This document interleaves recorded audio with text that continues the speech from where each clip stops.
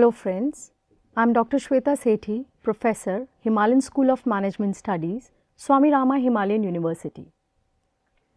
In my part 2 video, we had a discussion on the challenges being faced by the trade union movement in India. So now, we will be discussing where do trade unions stand now?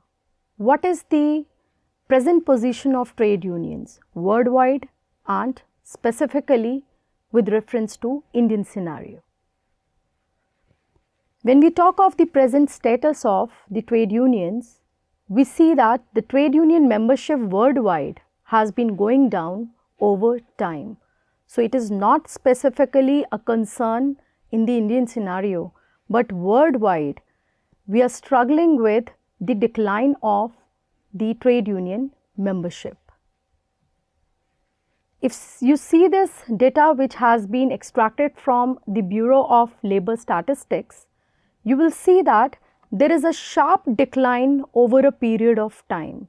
You will see that 1983 to around 22 mid, this is the data, which is showing us to 22, 83 to 22, we are seeing that there is a sharp decline. Only here we can see that there was a sudden upsurge. I will be discussing that also, that why this upsurge is being seen.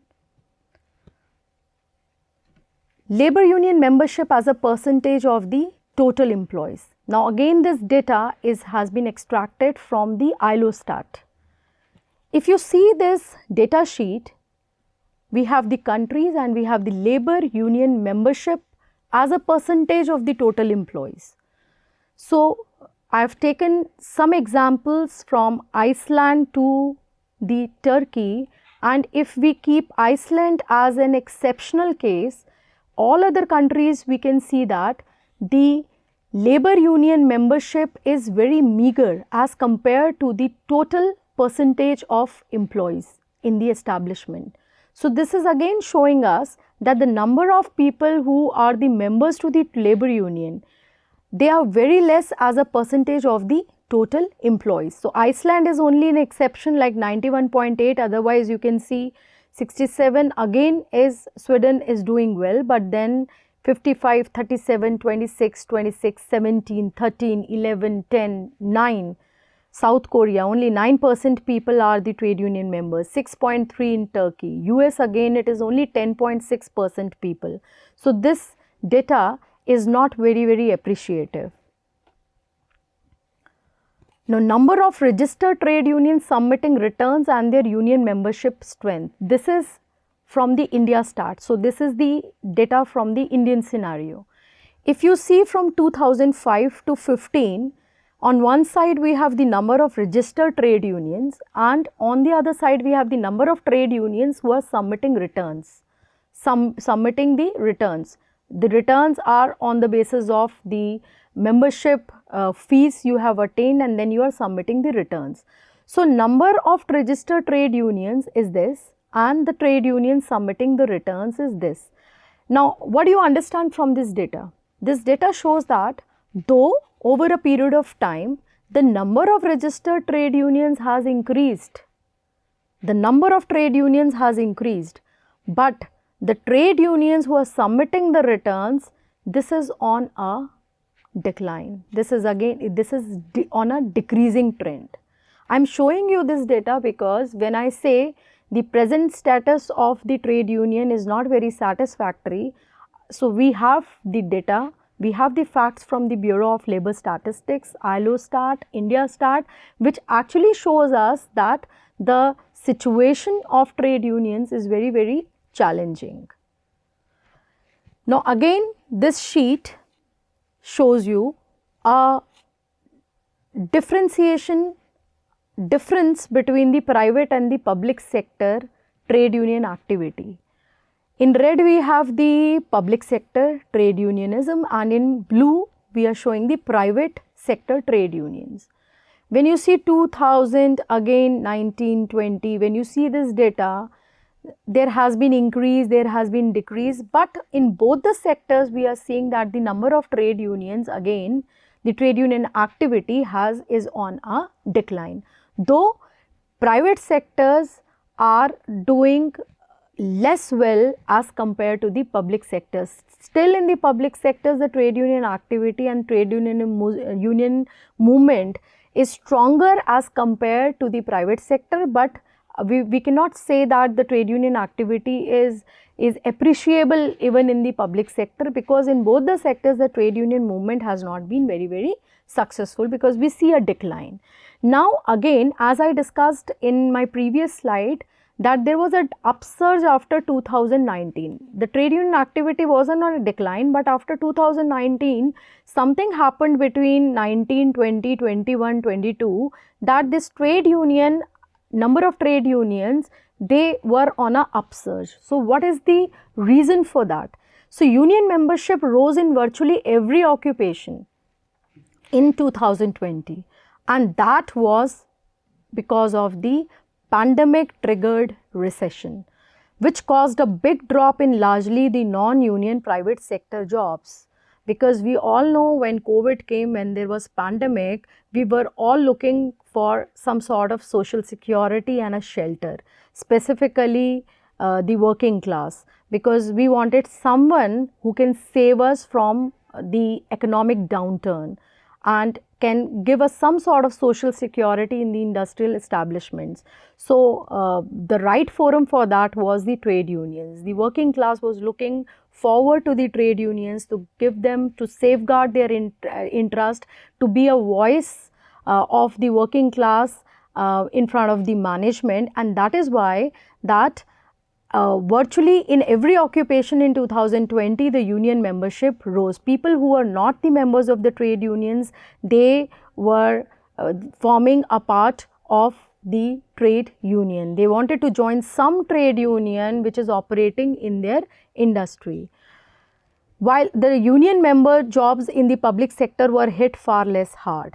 Thus, the recession caused the percentage of union jobs to increase in almost every occupation in 2020. But when we are sitting in 2023, now again we see that we are in a downturn because the impact of pandemic has gone. So this was a very short upsurge which was pandemic driven. Now, this is very important to talk about the new Industrial Relations Code 2020 here. There are new labor codes that have emerged, like we have the code on wages, we have the code on occupational health and safety and working condition. We have a new code on the social security, and there is one code on the Industrial Relations Code, which I am mentioning here specifically IRC, because this includes some sort of amendments that have been brought in the Trade Union Act 1926. A new clause has been included. This code says that we will be having a negotiating union or the negotiating council. Now, what does this mean? If you remember, when I had a discussion on the challenges being faced by the trade union movement in India, I discussed that one of the major problems that the trade union is facing is that they lack recognition, because recognition which is given by the management for the very purpose of collective bargaining, this is only a moral obligation and there is no statutory compulsion on the management to recognize a trade union. But now this new code on industrial relations states that you need, there is no term called as recognized union now. Now we have the terminology which is a negotiating union or the negotiating council, which states that in an industrial establishment, in case you have only one union, which is very rare to find, but yes, if you have only one union, that union will be the sole negotiating union of the worker. Means the management will choose that particular union as the negotiating union, because this is a problem. When you have multiple unions in the industry, the Trade Union Act 1926 has not laid down any process for which is the recognized union for the purpose of negotiation. What is the process in front of the management for recognizing a union as the negotiating agent? There was no process laid down. But this new IRC code says that if you have one union, that is the sole negotiating union of the worker. But suppose which is the case in the Indian scenario, because we have multiple unions, as any 7 or more people can form a union in a trade. So in case you have more than one union, then there is one strict clause which states that if you have multiple unions in the industry, then the union which is having 51% or more workers on the muster roll of the company as its members will be the union which will be recognized by the management as the negotiating union. So if you want to get your union to be recognized as the negotiating union, you need to have 51% of the workers who are on the muster roll of the company as a part of your trade union members. Second, now suppose no union is able to meet the clause 2 also. That is, there are multiple unions, but if you have multiple unions, the average membership is meager, is less, and after checking we find that no union has 51% of workers as trade union members who are on the muster roll of the company.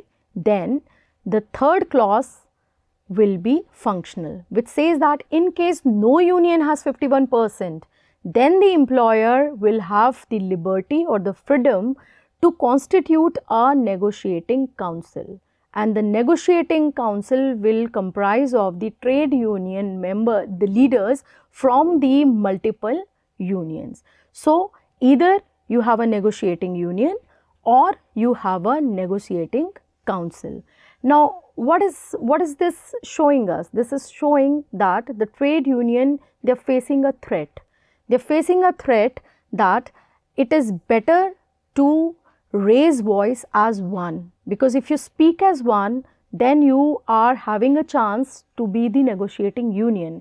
Otherwise, there will be a negotiating council which will be comprising of the trade union leaders from the different trade unions operating in the establishment, and there is a specific formula of how many members can be taken from each union to be a part of the trade union negotiating council. So the trade unions, they are facing a threat that if we do not speak as one, then the chances of being recognized as a negotiating union is very, very meager, and this is a challenge that they are facing now as per the new Industrial Relations Code. Moreover, other than the Industrial Relations Code, there are so many restrictions on the trade unions now, because going on strike is not that easy, and the clauses on hire and fire are more stringent now, which is creating the threatening position for the trade union activity in Indian scenario, across the world also, but because we have the law mandates here, according to the law mandates here, the new codes that have been framed in 2020, there is a requirement for the changing scenario of trade union activity if they need to survive. So thank you so much. I hope you found this video useful.